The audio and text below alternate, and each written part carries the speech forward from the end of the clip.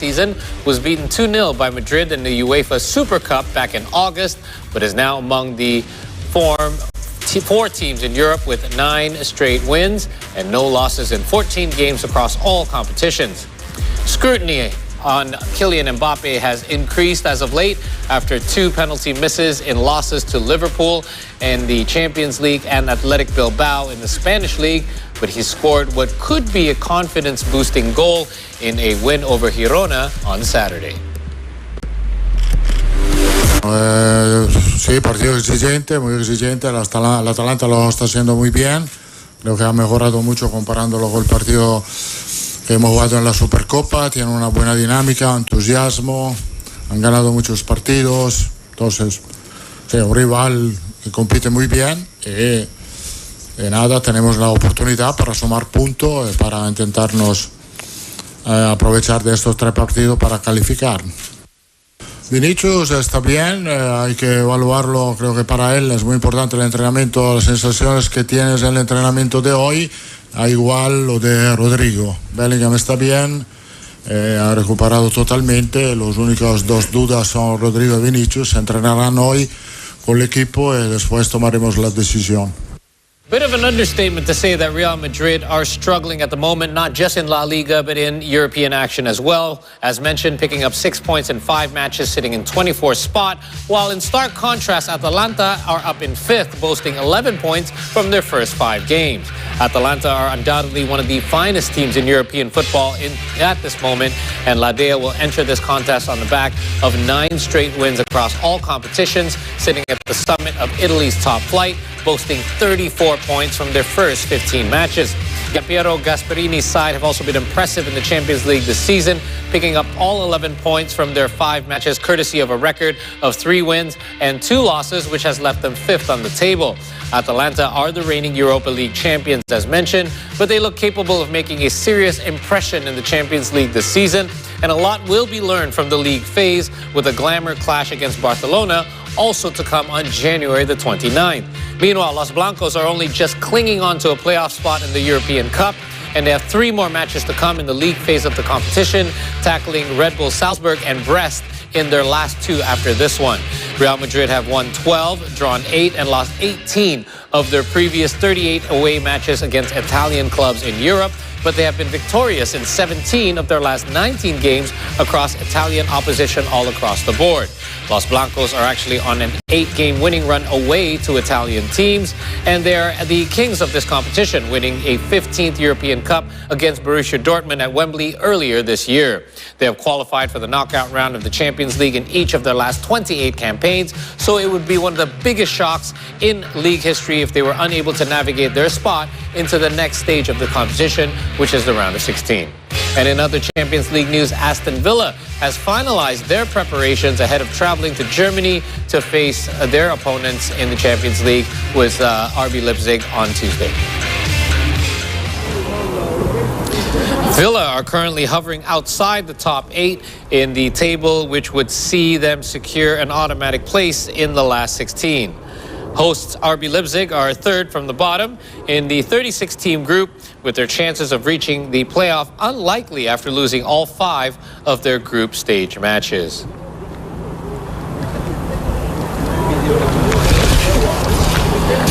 So after making a scintillating start to their first Champions League campaign, winning 3 times without conceding a single goal, Aston Villa have added only 1 more point from their last 2 fixtures in Europe's top competition. Since being held to a goalless draw by Juventus last month, the Birmingham club have brought an end to a worrying 8-game winless run across all competitions, recently posting consecutive home wins against Brentford and Southampton in the Premier League. And having come back to the top half of the Premier League table, Gareth Emery's men will now head to Germany, knowing that even a draw will surely wrap up a playoff place for them in the Champions League. Now, by contrast, Leipzig are staring at an early exit after losing all 5 of their first 5 fixtures. Therefore, only victory will do if they are to have any even slim hopes of progressing to the knockout rounds. 4 of those defeats came by a slender 1-goal margin against tough opponents in Atletico Madrid, Juventus, Liverpool, and AC Milan during a dismal 6-game winless streak for them throughout November. Ending up empty-handed against Villa would see the Saxony side record their longest losing run in the Champions League and the longest by any German club since 2003 when Bayer Leverkusen suffered 7 straight losses. Champions League woes aside, Leipzig have actually lost just 3 of their last 27 domestic matches while winning 17. However, those defeats have all come during the last 5 league games, so manager Marco Rose is still under pressure to disprove his doubters. We'll bring you the results of all the Champions League action on tomorrow morning's program. In the meantime, in other football news, the Indonesian national football team won 1-0 against Myanmar in their opening match of the 2024 ASEAN Championship at the Tuwuna Stadium in Yangon last night. Asnawi Mangkualam scored the only goal in the second half during the 76th minute. Myanmar's counterattack were stopped by Indonesia's solid defense throughout, which was led by Muhammad Ferrari. And now, having garnered 3 points in their first match, Indonesia sits in second place in Group D, tied with Vietnam on wins, but trailing on goal difference. Meanwhile, Myanmar is at the bottom of the group, in 4th place with no points. And next up for Indonesia, they will be facing Laos on December the 12th, while Myanmar will take on the Philippines.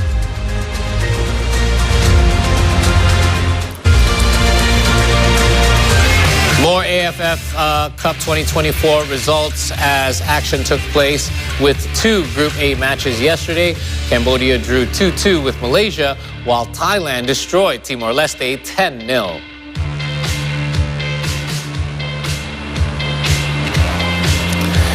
In the first match from Group A, Malaysia took the lead with Stuart Wilkins' goal in the 35th minute at the Olympic Stadium in Phnom Penh, Cambodia. However, Cambodia briefly surged ahead through Abdelkader Coulibaly's goal in the 52nd minute, followed by Sati's goal in the 60th minute.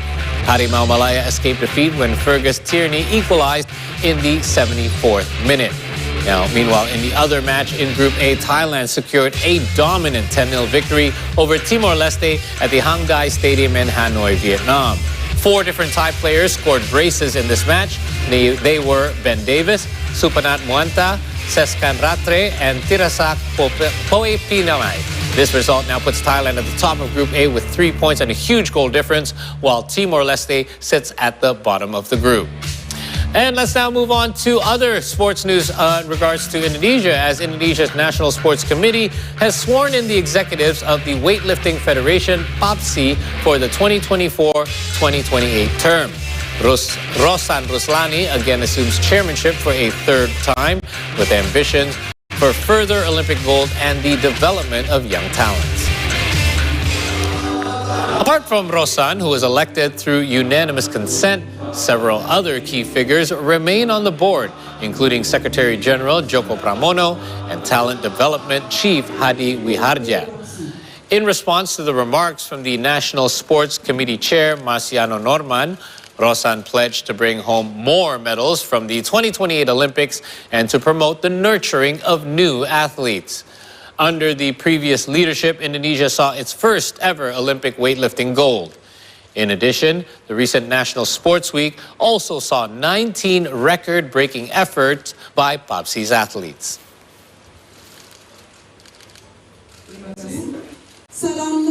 Kami sudah membuat program bagaimana prestasi yang memang sudah baik ini terus kita tingkatkan di semua level, dan tentunya termasuk puncaknya nanti di Olimpiade di Los Angeles di tahun 2028. Tetapi yang paling penting adalah bagaimana kita terus melakukan regenerasi daripada atlet-atlet muda kita.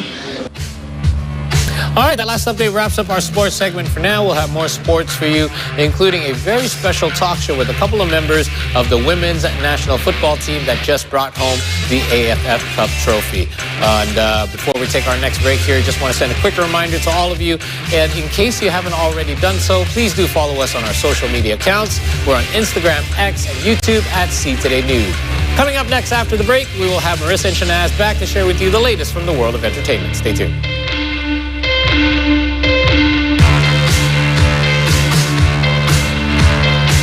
Sudah dipastikan itu belum ada pengobatan yang bisa mengobati DM1.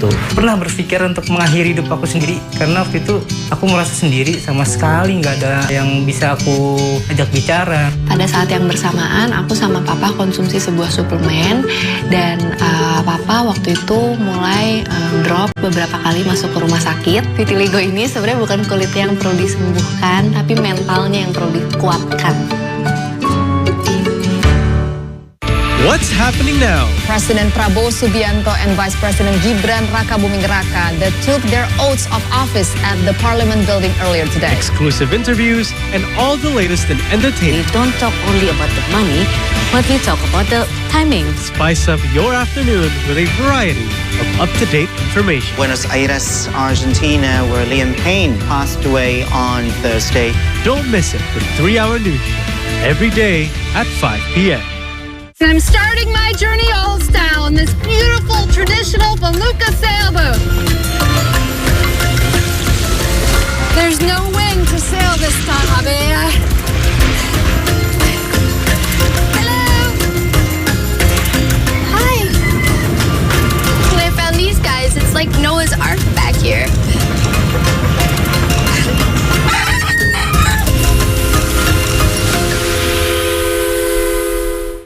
Since I was young, I had an intense desire to discover the world around me.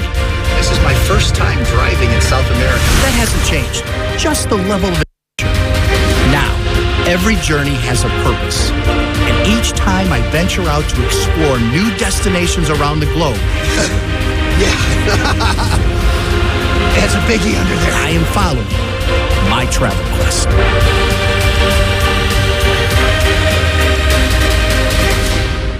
I'm Eric Hansen. When I see a trail, I see more than a path from point A to point B. A good trail is the ultimate opportunity to explore, to discover new landscapes, and to challenge myself. When I don't have a pack on my back, I'm thinking about my next big adventure, because my mission is simple. My mission is to discover the world's most epic trails.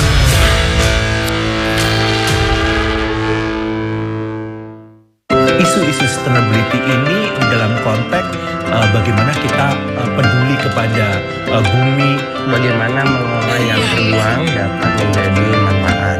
Salah satu upaya saya untuk mencintai alam dan merawat bumi. Kita membuat si tanaman nyaman seperti habitat aslinya. Kita sangat percaya bahwa ini harus menjadi awareness dan harus dilakukan oleh setiap orang.